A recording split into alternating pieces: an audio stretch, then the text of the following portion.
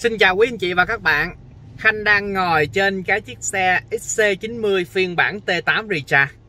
Thì có rất là nhiều anh và chị hỏi Khanh về cái chiếc xe này hàng ngày mình nên xài cái chế độ lái nào để cho nó phù hợp nhất và tiết kiệm nhất. Rồi trong video này Khanh sẽ giải đáp câu hỏi của nhà mình. Nếu nhà mình đang theo dõi các video của Khanh cảm thấy những video này hữu ích, đừng quên nhấn nút đăng ký, nhấn dấu chuông để luôn nhận những video mới nhất nha. Và các xe của bên Khanh phân phối tại Việt Nam thì nó sẽ có tổng cộng là hai phiên bản. Phiên bản động cơ B6 nó sẽ có giá bán là 3 tỷ 950 triệu.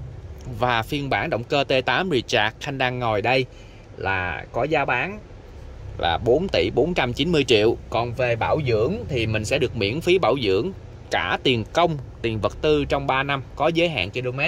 Còn bảo hành thì sẽ là 3 năm không giới hạn km. Rồi đó là những cái sự khác biệt của Volvo so với các hãng xe sang khác. Rồi bây giờ Khanh sẽ đi vào chi tiết xem cái chiếc xe của mình là sử dụng hàng ngày cái chế độ gì nó sẽ phù hợp nha. Rồi quý anh chị quan sát trên màn hình, đối với cái chiếc xe của mình sẽ có tổng cộng là đây các chế độ lái nè: Pure, Hybrid, Individual, Power, Off-road. Quý anh chị lưu ý Off-road thì nó sẽ tự động trả về cái chế độ Hybrid nếu quý anh chị đi tốc độ trên 40 cây/giờ. Và khi mà quý anh chị để chế độ Off-road, cái xe của mình nó sẽ tự động nâng gầm lên nha. Đây Khanh để chế độ Off-road nè, quý anh chị để ý không, cái xe nè, đó nó nâng gầm lên nè, đó nó đang nâng gầm lên đó. Và khi quý anh chị tắt chế độ Off-road thì xe của mình sẽ hạ gầm xuống. Rồi ở chế độ Pure có nghĩa là chạy hoàn toàn bằng điện đó, nó sẽ vắt kiệt bộ pin luôn. Đây quý anh chị lưu ý nè, đó đây chế độ Off-road nè, thì mặc nhiên nó sẽ sử dụng động cơ xăng nha, nó sẽ không sử dụng động cơ điện đâu. Còn bây giờ là Khanh chuyển qua cái chế độ Pure nè, nó sẽ chuyển qua động cơ điện nè, đó quý anh chị thấy không ạ? Đó, Pure thì nó sẽ chuyển qua động cơ điện. Đây là đang vận hành ở chế độ động cơ điện nha.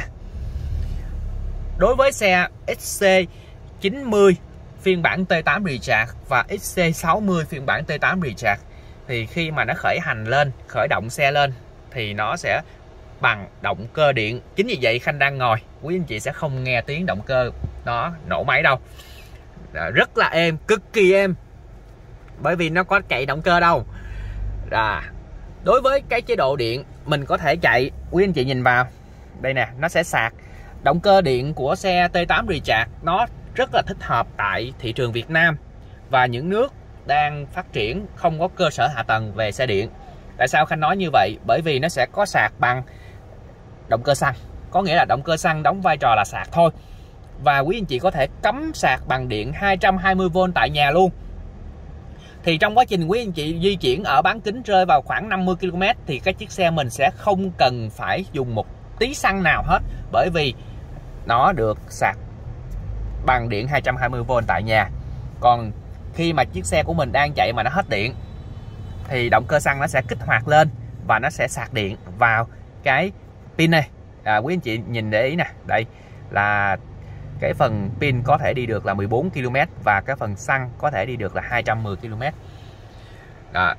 Còn khi mà đề máy lên thì mặc nhiên xe của mình sẽ ở chế độ Hybrid, có nghĩa là ở chế độ này nó sẽ tự động chuyển động cơ xăng và động cơ điện hoàn toàn bằng do máy tính nó làm.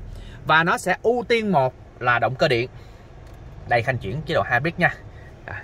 Bấm vô Hybrid nè, Khanh bấm Hybrid nè. Đây Hybrid. Đó, quý anh chị thấy không? Nó vẫn là động cơ điện nha. Đó, còn chuyển qua các chế độ Individual hoặc là Power nè. Đó, nó sẽ kích hoạt động cơ xăng nè. Quý anh chị thấy dòng tua không? Đó, còn Khanh chuyển qua lại các chế độ Hybrid nè. Đó, nó là động cơ điện. Nào quý anh chị thấy không? Đâu có dòng máy đâu có nổ đâu. Rồi ở chế độ Hybrid này vẫn ưu tiên là động cơ điện, từ khởi động xe lên, tăng tốc, rồi vượt mặt, tất cả là động cơ điện. Nhưng khi bộ pin của quý anh chị nó đang nằm ở khoảng 30% pin thì động cơ điện nó sẽ được bổ trợ và được sạc bằng động cơ xăng.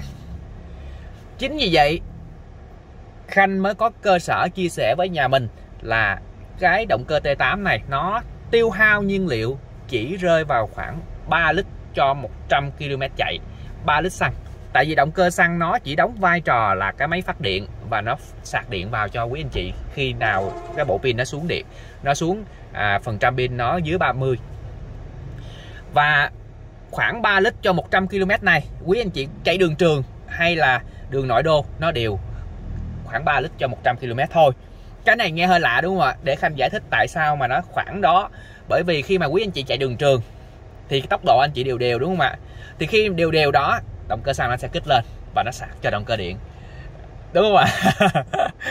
Rồi, tại vì thời điểm đó là nó đang ít hao xăng nhất, tại vì nó đang chạy chớn mà. Rồi, những lúc nào cần tăng tốc đệm ga vào thì lúc đó động cơ điện nó kích trước. Động cơ điện kích không đủ, động cơ xăng nó mới kích sau. Còn khi mà quý anh chị chạy trong nội đô thành phố, thường mình thấy động cơ nó sẽ có mức tiêu hao nhiên liệu cao hơn. Nhưng đối với xe hybrid và recharge thì ở trong thành phố mình chạy, những cái cú tăng tốc đệm ga của mình được thực hiện bằng động cơ điện. Những lúc đó nó mới hao xăng nhiều nhất. Dừng đèn đỏ nhiều, đậu lại, tăng tốc là bằng động cơ điện. Và chỉ có khi chạy tốc độ đều thì nó mới có động cơ xăng kích vào. Đó là lý do tại sao mà Khanh di chuyển nha. Đó là lý do tại sao mà Khanh nói là cái chiếc xe của mình nó chỉ hao xăng khoảng 3 lít cho 100 km chạy. Đó, bây giờ Khanh đang chạy nè. Thì cái phần pin này nó đang chạy có 11 km. Thì hiện tại Khanh vẫn đang chạy bằng động cơ điện. Đây, quý anh chị thấy không ạ? Nó động cơ điện mà. Nó đâu có dòng tua đâu. Nếu mà có dòng tua thì nó sẽ là chỉ có động cơ xăng, nhưng mà xe đang chạy động cơ điện. Quý anh chị thấy không ạ? Thì mức tiêu hao nhiên liệu này không. Đó. Quý anh chị đi hàng ngày cứ để cái chế độ hybrid này mà mình đi, mình không cần phải suy nghĩ. Ngoài ra khi mà quý anh chị chạy cái xe có động cơ điện á, thì nhà mình là nhà phố mà nhà kính có hầm nè, có phòng đậu xe riêng nè, nhưng mà cái phòng đậu xe của mình nó không được kín lắm á, thì đối với cái động cơ điện này mình đi vào nhà nó sẽ không phát sinh ra khói và khí thải. Chính vì vậy nhà mình sẽ không bị hôi.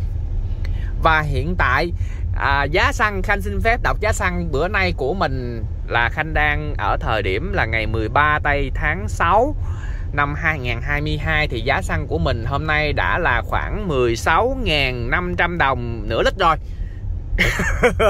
16.500 đồng nửa lít rồi. Dạ. Đó, thì giá xăng bây giờ, giá dầu, nếu một số quý anh chị chia sẻ là thời trước á, mình chọn động cơ dầu để cho nó tiết kiệm, bữa nay dầu nó cũng 27-28 ngàn rồi chứ đâu có rẻ hơn. Đó, thì